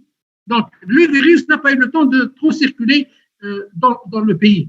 Je pense qu'il faut relativiser dans cette période de pandémie. Le droit à la vie est primordial, le droit à la santé en deuxième lieu, et défendre les droits économiques, sociaux et culturels. Et je pense que la prévention que nous devons faire, nous, à la Commission africaine des droits de l'homme et toutes les autres institutions également, c'est la protection contre les excès des forces de l'ordre dans beaucoup de pays. Parce qu'au nom de la préservation de la vie, au nom de la restriction de la liberté de circulation pour prévenir la contagion, etc., certaines forces de l'ordre dans certains pays, que je ne nommerai pas, donc, si vous voulez, étaient très féroces et très violentes. Donc, c'est un peu donc, dans ce cadre-là que je voulais juste ajouter quelques mots. Je vous remercie.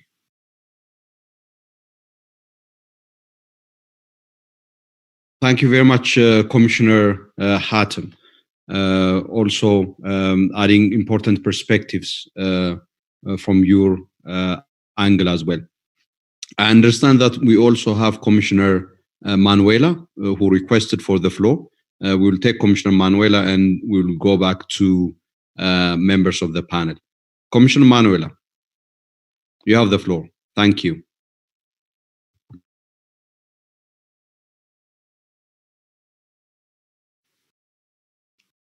Obrigada, Sr. Presidente. Boa tarde, colegas, e boa tarde aos painelistas. Devemos agradecer, portanto, todos esses aportes que foram trazidos para discutirmos o pós-Covid. Estamos quase por cima da hora, então vou ser rápida para podermos terminar em tempo útil. Portanto, esta situação da pandemia trouxe novas abordagens para problemas antigos que a África já vivia.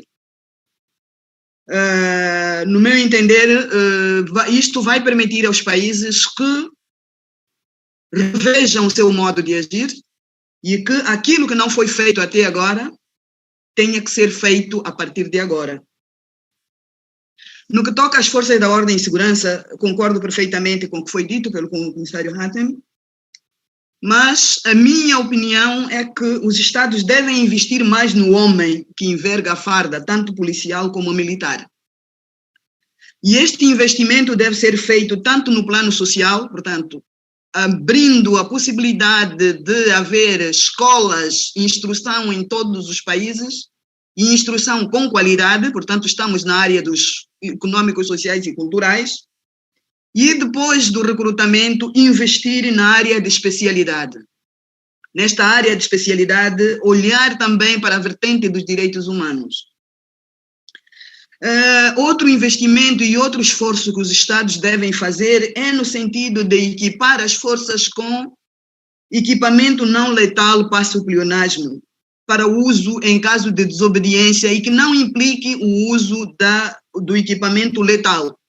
Porque o que se viu é que as Forças Armadas reagiram à desobediência que havia em relação às medidas de confinamento, usando equipamento letal, o que não é isto que recomendam as normas internacionais. Por último, e não menos importante, deve sim existir essa colaboração, que foi muitas vezes referenciada, entre os Estados e a sociedade civil e as igrejas, no sentido de partirmos todos nós para uma educação cívica de todos. Isto por quê? Porque com educação em condições em todos os países e com qualidade, e um alto grau de domínio dos nossos direitos e liberdades, há uma maior literacia, e um povo com literacia é um elemento importante para uma sã convivência entre os órgãos governamentais e entre eles, portanto, a polícia e as Forças Armadas. Eu penso que é neste sentido que os governos devem investir e é neste sentido que nós, Comissão, devemos também aconselhar os governos. Muito obrigada.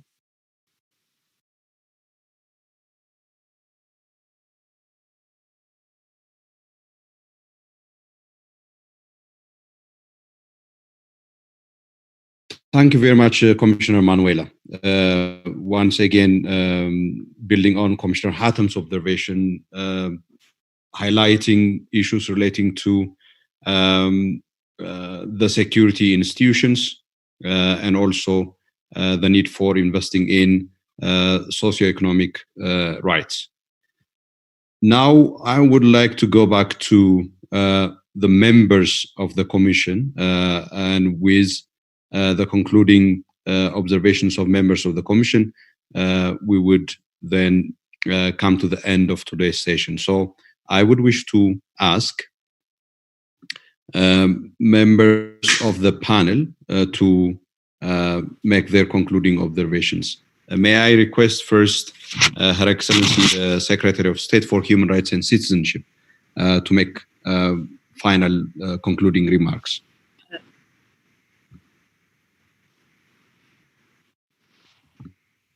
Muito obrigada a todos, Sr.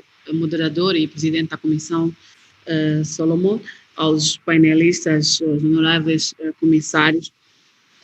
Penso que, de uma maneira geral, é importante dizer que os governos, como nos curto, planos de médio e planos de longo prazo.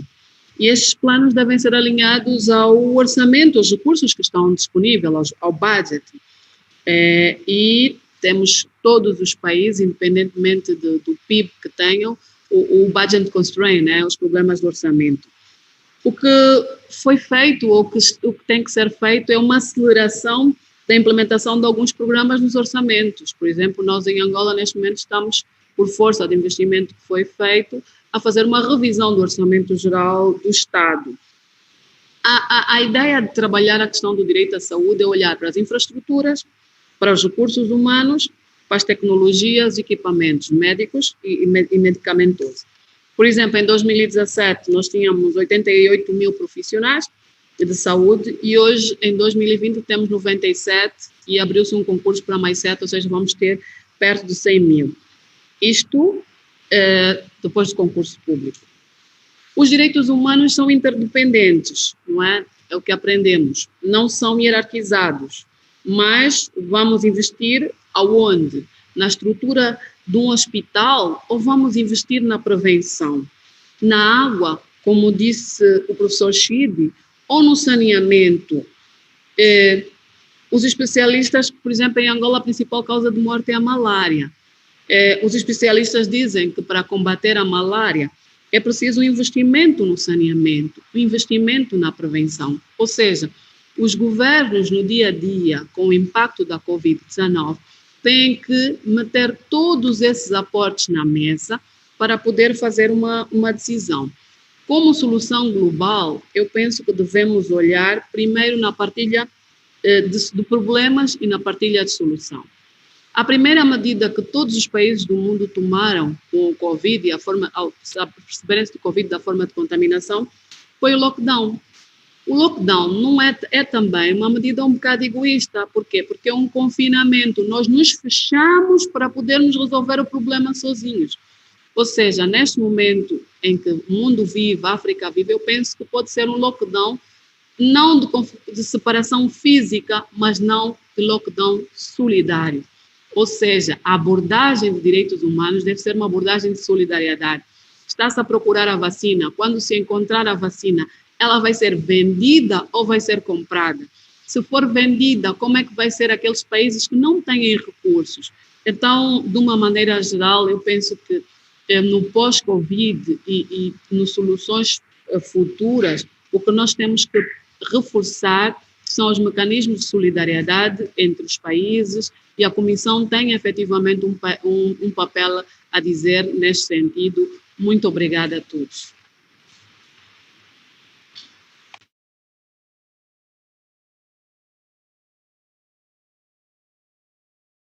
Thank you very much, Excellency, for those useful concluding remarks.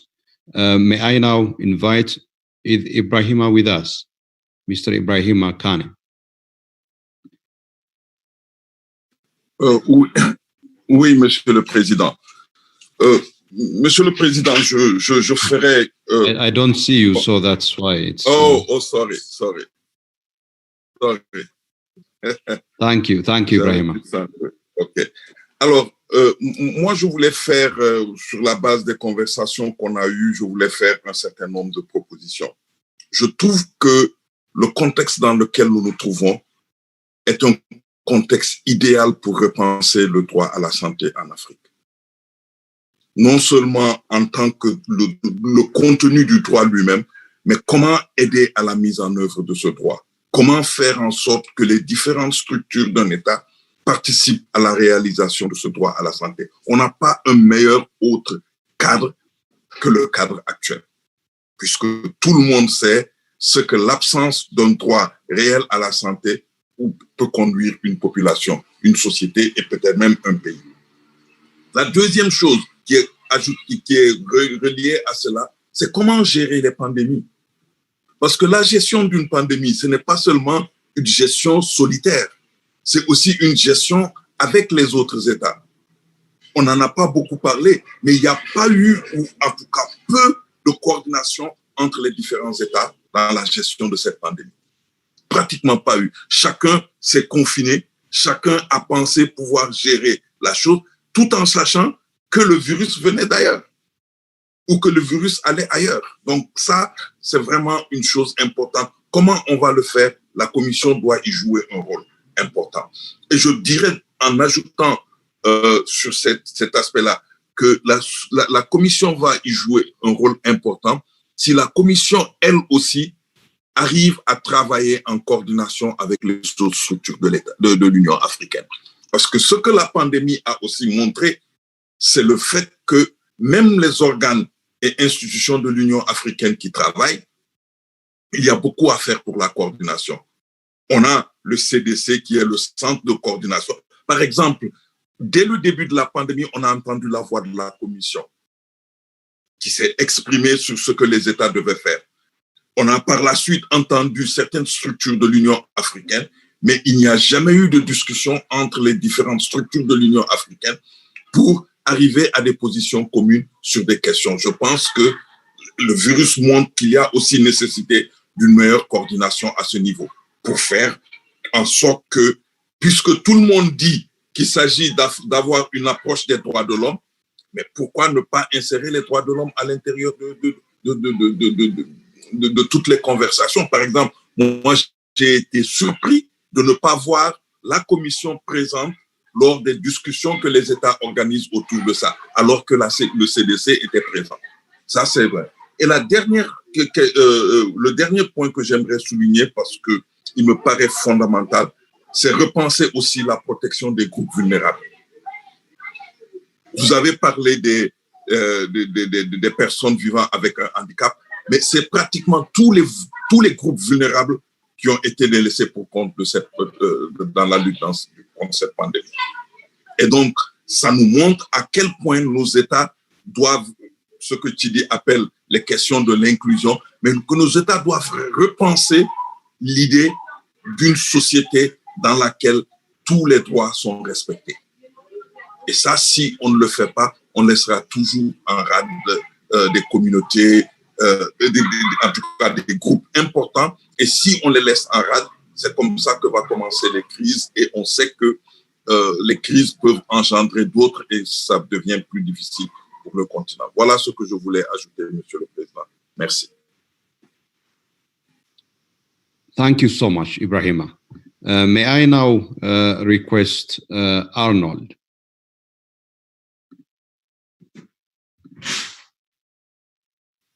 Thank you. Thank you very much, Chairperson. And in fact, most of the remarks that arose after we spoke reinforced a few things that COVID-19, before its impact, Africa had achieved a lot in terms of the pursuit of the AU objectives and principles in terms of the Constitutive Act of good governance, respect for human rights, and the rule of law. That the COVID-19 measures had resulted in significant limitations of rights under the guise of combating the pandemic.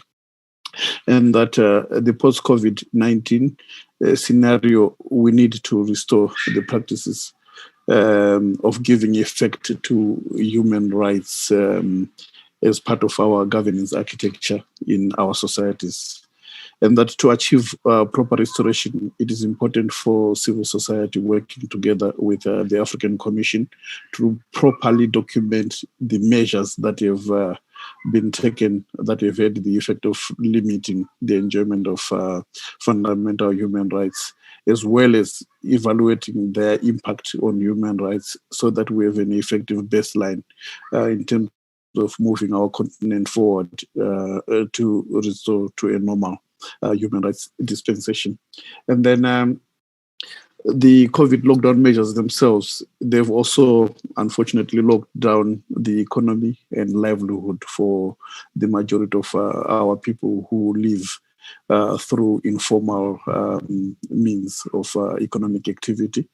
And it has also locked down human rights as well as democracy and accountable governance.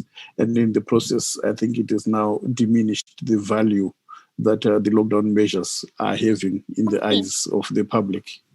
And then this is also potentially, listening to people, I think it potentially creates conflict and instability in our societies when the lockdown measures begin to be seen as repressive measures. And once it creates conflict and instability, it also then unfortunately reinforces in the minds of those who wield power that lockdown measures are necessary for reinforcing stability. And in the process, it can actually become a self-perpetuating evil in Africa. And I think we saw a little bit of that in Malawi when the former president tried to use COVID in order to perpetuately stay in power and to prevent people from effectively demanding for accountable governance. So I think it's very important that the African Commission is forward-thinking and has already started saying, what do we need to do for us to be able to have a human rights dispensation post the COVID measures that have been implemented in order to prevent the spread of the virus. And then I think finally, other than documenting the measures that have been implemented, but also their negative impact on human rights, I agree with your suggestion, Chair, in response to one of the speakers that we may also need the African Commission to be documenting the good practices and examples so that this can be publicized in order to create peer like instruments that can be used by governments to peer review each other in terms of how they are performing on human rights in the context of COVID. Thank you very much, Chairperson. Thank you very much, Arnold. I think speaking of that best practice, some of the insights from Angola, particularly relating to vulnerable groups, including migrants and refugees. The point that have been made about not checking documents and maintaining those expired documents to remain valid. during this pandemic, but also providing basic food basket for refugees. I think that can give us insights in terms of from the discussion that we're having at the moment. Professor Chidi. Thank you ever so much, Comrade Chairperson and Honorable Commissioners. I think there were two questions I picked up from Alexios and from my sister Irene Petras, which are mutually somewhat complementary. Alexios was talking about technology and Irene was talking about a whole of society response. Both of which go back, in my view, to the question of exclusion and how we deal with it. The biggest thing, there are two major things, it seems to me, that COVID-19 has brought to the fore. One is the challenge of exclusion and its multiple dimensions. The other is the challenge of leadership. Although this is clearly a public health challenge, these are the two biggest crises that we've got. The deficiency, the global deficiency of leadership, not just in Africa, and the global crisis of exclusion, of radical inequality, and how radical and structural inequality, and how that is defining fates for everybody. And it's not just in Africa where we've got this problem. We can see how the killing of one man in in Minnesota, has led to the reordering of political priorities in the United States. And the president of the United States, who wanted his country to reopen, ended up finding a country that had reopened in a way he did not predict, which was with protests across the entire country.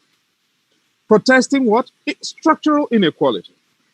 And, you know, we like to massage and message inequality in terms of different compartments, different portmanteaus of identity, women, disabled persons, poor people. But every one of us is endangered by inequality. That is what this is showing.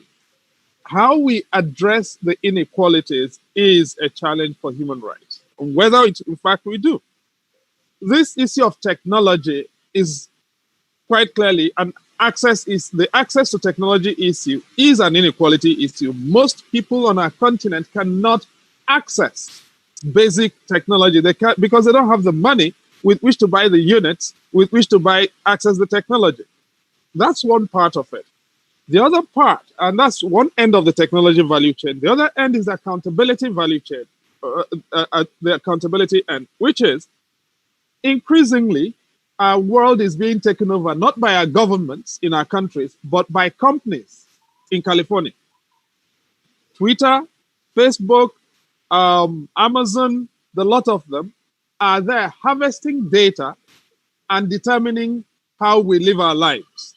So if you have a handheld phone with my number, if you know how to access the application, you will actually know where I am, what I'm doing, how I'm doing it, where I'll be the next moment, and you can predict my life. And our countries are too poor to hold these governments, these companies to account. These companies are dictating who becomes president in our countries, and the right to participation is no longer valuable. Now, in the present, with COVID, what is happening? There are now COVID-19 applications, which are being designed, with which these companies are going to harvest even more data. And at the AU level, our governments are already supporting this. What are we going to do about this? It is not going to be possible to have a whole of society response in a fractured society. How you reconstruct society requires leadership, which requires exercise of the right to participation, which in turn is endangered by this. I don't think we have the time to go into the details. My hope is that over the course of this session, this Honorable Commission will advert to the multiple dimensions of this and decide what priority areas that will require its attention. And in ending, let me say this. Africa is not dealing with just COVID-19 virus. We are dealing with a lot of viruses. Hunger virus is going to be defined by the world as we go into the future will be pre-COVID-19 and post-COVID-19. It is going to be a totally different world, and what we need now is an acute sense of priorities to determine the things that matter to the Commission. Thank you very much. Thank you so very much, Professor Chidi. I think we have a very important point about the question relating to technology. Relating to technology, of course, there are a plethora of human rights issues that we couldn't indeed at this point in time cover. We need a dedicated engagement for that issue. But the central point is that there is a major governance question relating to the regulation of technology. And that, of course, relates to, I think, the crisis of democratic governance. Democratic institutions are not in control of big business. It is big business that is controlling democratic institutions, hence the challenge that we have the world over, not just on the African continent. I think you have underscored the most important point, which is some of the issues that we face in the context of COVID that have been excavated and brought to the fore by COVID-19 are existing problems. So you have one issue that we need to deal with are how do we address the structural issues of human rights that have been brought to the fore as a result of COVID-19.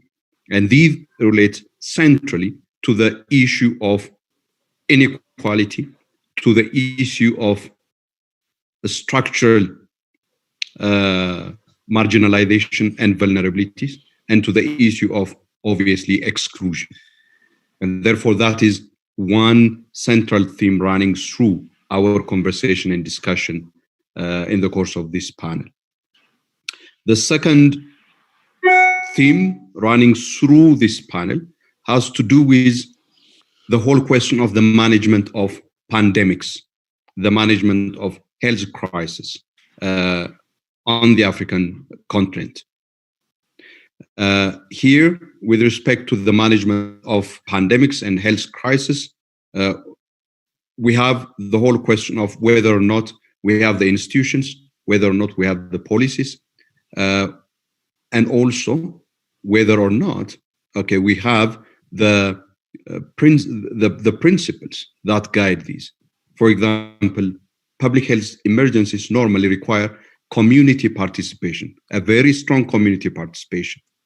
And the approach taken on the part of states, as have been described, is a top-down, security-oriented response to what is a public health emergency. So the management of pandemics, whether in terms of laws, whether in terms of public health institutions, or in terms of public health strategies and the principles that govern them, is the second theme running through our discussions and deliberations.